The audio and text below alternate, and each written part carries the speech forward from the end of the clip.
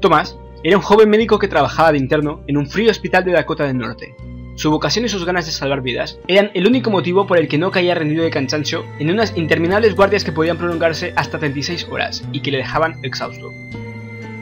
Aquella noche había sido especialmente dura. El servicio de urgencias no tuvo ni un respiro, y Thomas había tenido que encargarse por primera vez de una paciente sin el respaldo de otro doctor. Luchó por la vida de la chica, que no debía de tener más de 22 años, durante más de 2 horas, pero desde que llegó, se había considerado un caso perdido, y en el hospital decidieron priorizar a otros pacientes que tenían más posibilidades de sobrevivir. Los daños que había sufrido la joven en ese accidente de tráfico múltiple eran tan graves que incluso si Thomas hubiese conseguido obrar un milagro y la chica hubiese sobrevivido, las secuelas habrían sido tan graves que probablemente habría quedado en estado vegetativo. Los médicos más experimentados del hospital habían acudido en la ayuda de los otros accidentados, y decidieron bautizar a Thomas con un caso imposible para que un primer fracaso le hiciera comprender lo dura que es su profesión, y no empezara a creérselo demasiado. Además, priorizando a otros de los heridos, habían conseguido salvar la vida de 3 personas, en lo que había sido el peor accidente de tráfico que habían registrado en las carreteras de la región en meses. Thomas era consciente de que la chica probablemente nunca tuvo posibilidades de sobrevivir, pero aún así se sentía destrozado por dentro, y tuvo que tragar saliva para contenerse las ganas de llorar cuando le puso una pulsera negra a la fallecida. La pulsera negra era un protocolo de su hospital que servía para marcar a un difunto y señalar la hora y causas de la muerte. Normalmente eran las enfermeras quienes se encargaban de rellenar los datos y ponerle la pulsera antes de mandar un cadáver a la morgue. Pero Thomas pensó que haciéndolo él, el recuerdo de su primer fracaso le serviría para aprender y avanzar en la que puede llegar a ser una de las profesiones más duras. Memorizó cada una de las facciones de la chica y la cubrió con una sábana para que uno de los celadores se la llevara en una camilla por un interminable pasillo que conducía al depósito de cadáveres. Al finalizar su turno, Thomas parecía un zombie. Su cara demacrada por el cansancio y el fuerte impacto emocional de perder a su primer paciente le habían dejado destrozado.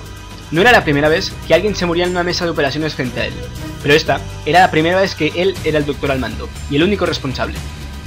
En su mente, repasaba todos y cada uno de sus movimientos y trataba de buscar cuál fue su error o si había algo más que pudiera haber hecho. Pero incluso él mismo sabía que su proceder había sido impecable y que cuando a alguien le llega la hora, es imposible luchar contra el destino. Cabizbajo y caminando casi dormido entró en el ascensor. Se dirigía a la 7ª planta donde tenía su ropa. Lo único que quería era cambiarse e irse a dormir a la residencia que estaba a pocas calles del edificio del hospital. Eran las 4 de la mañana y el hospital parecía vacío. Tan absorto estaba en sus pensamientos que casi ni se dio cuenta de que había alguien dentro del ascensor cuando entró. Una mujer le saludó. Uf, y yo que creía que tenía mala cara. Chico, ¿qué te ha pasado? Thomas se giró y vio a una mujer de unos 40 años que le sonreía. Estaba casi tan pálida como él. Y aunque no tenía muchas ganas de conversar, le contestó. Hoy ha sido un día muy duro. No sé ni cómo estoy todavía de pie. Además, he perdido a mi primer paciente, le dijo, mientras ponía un gesto que denotaba que estaba a punto de echarse a llorar. Pues por la cara que pones, estoy seguro que has hecho todo lo que podías. No seas tan duro contigo mismo. Muchas gracias. Probablemente mañana pueda verlo de otra forma, dijo Thomas mientras se giraba a ver por qué se había abierto la puerta del ascensor en una planta que ninguno de los dos había marcado. Al mirar fuera, vio la silueta de una joven en mitad del pasillo. Al terminar de abrirse la puerta del ascensor, comenzó a girarse lentamente hacia ellos. Thomas, al ver la cara de la chica, dio un salto hacia atrás y pegó la espalda a la pared del ascensor mientras señalaba a la chica que había afuera, y trataba de decir algo sin conseguir articular palabra. De repente pareció recuperar el control de su cuerpo, y se abalanzó hacia el panel del ascensor presionando repetidamente el botón que cerraba las puertas. La mujer que había en el interior del ascensor se quedó mirándole perpleja cuando la puerta se cerró cuando faltaba menos de 1 metro para que la joven que había afuera entrara en el ascensor. Esa chica, dijo tartamudeando del susto. Yo mismo la vi morir.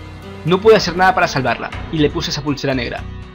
La mujer que se había mantenido pegada a la pared sonrió, y mientras levantaba el brazo le preguntó, ¿una pulsera como esta? Thomas se giró a mirarla, y vio como en su muñeca había una pulsera de color negro, idéntica a las que usan en el hospital. El joven médico se desmayó del susto, y en su caída, agarró fugazmente el brazo que le mostraba la mujer, con la que había compartido la charla en el ascensor. Minutos después, encontraron a Thomas aún desfallecido en el suelo del ascensor. Todos atribuyeron su desmayo al cansancio, pero él sabía que lo que había pasado era real. En su mano tenía una pulsera negra que había arrancado sin querer del brazo de la mujer que había en el ascensor mientras caía desmayado. Al revisar la pulsera, pudo comprobar que la mujer había fallecido 2 años antes en un accidente de tráfico, muy similar al de la chica que quiso salvar.